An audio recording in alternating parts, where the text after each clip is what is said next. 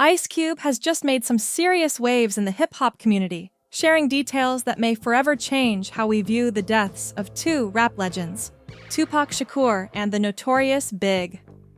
While the unsolved murders of these icons have been the subject of countless speculations, conspiracy theories, and debates for decades, Cube's latest comments add a new layer to the mystery. He suggests that Diddy could have played a part in the tragic deaths of both rappers. The hip-hop world is buzzing, with many wondering what the fallout from this revelation will be. To understand the context of Cube's allegations, we need to go back to the roots of the East Coast versus West Coast rivalry, a feud that would eventually engulf two of the most influential figures in hip-hop history. New York City, as the birthplace of hip-hop, dominated the scene during its early years, setting the standard for rap music.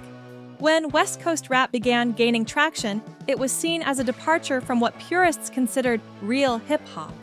Although Cube and his contemporaries in NWA started as fans of New York's rap scene, they realized that imitating the East Coast style wasn't working for them. Instead, they carved out their own identity by addressing the struggles and experiences in their communities, leading to a style that was grittier and more street-focused.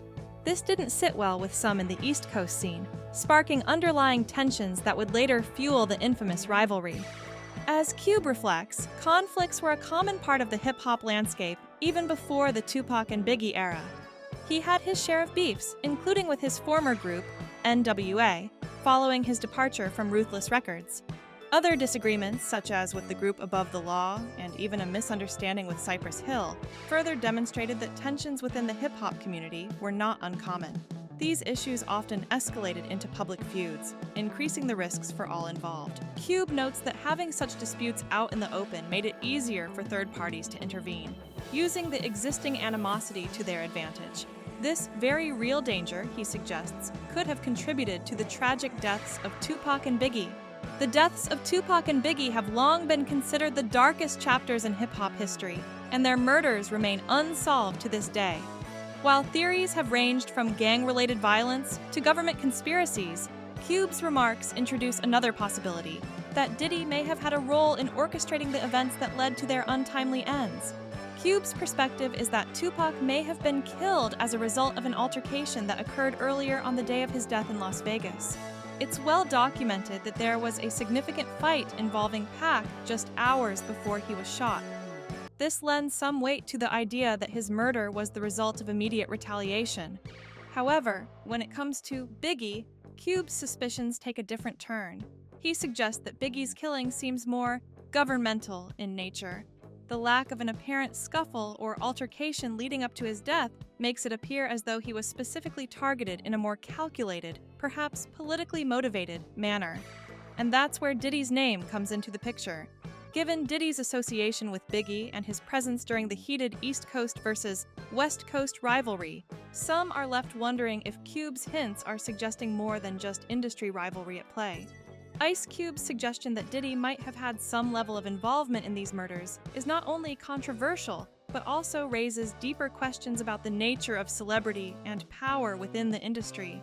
The aftermath of the deaths sent shockwaves throughout the music world, prompting rappers to increase their security, with some even going as far as to travel in bulletproof vehicles.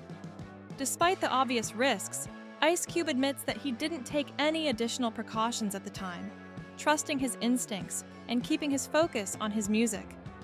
Still, Cube's comments tap into a long-standing belief within the hip-hop community that powerful figures may have been pulling the strings behind the scenes. Theories have persisted that Diddy, as a significant player in the East Coast rap scene, may have had motives tied to business interests, or even a desire to silence those who threaten the status quo. This claim adds a layer of intrigue, especially given the rumors of Diddy's past business practices and his relationships with some of hip-hop's most influential and notorious figures. In the hip-hop industry, conflicts have always been a double-edged sword, driving competition and creativity on one hand, while also carrying the potential for real danger on the other. Ice Cube reflects on his experiences in the industry, noting that he was able to resolve various beefs before they escalated to a dangerous level. He mentions how Minister Louis Farrakhan once mediated a meeting among rappers, including himself and Common, to settle differences.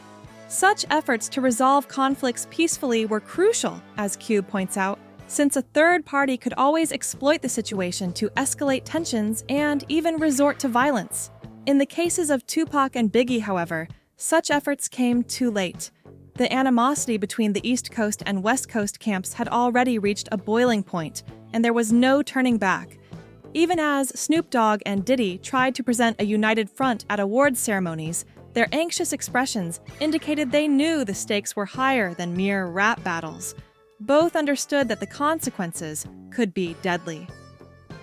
Cube's belief that Biggie's murder seems more governmental points toward a deliberate, orchestrated event rather than a spontaneous act of violence. While there is footage of the fight that took place before Tupac's murder, there isn't any such preceding event linked to Biggie's death.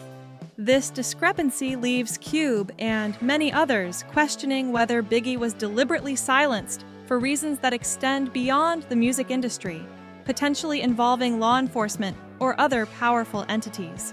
Some have suggested that Diddy, with his deep connections and business interests, could have been caught up in a larger web of intrigue that led to Biggie's assassination.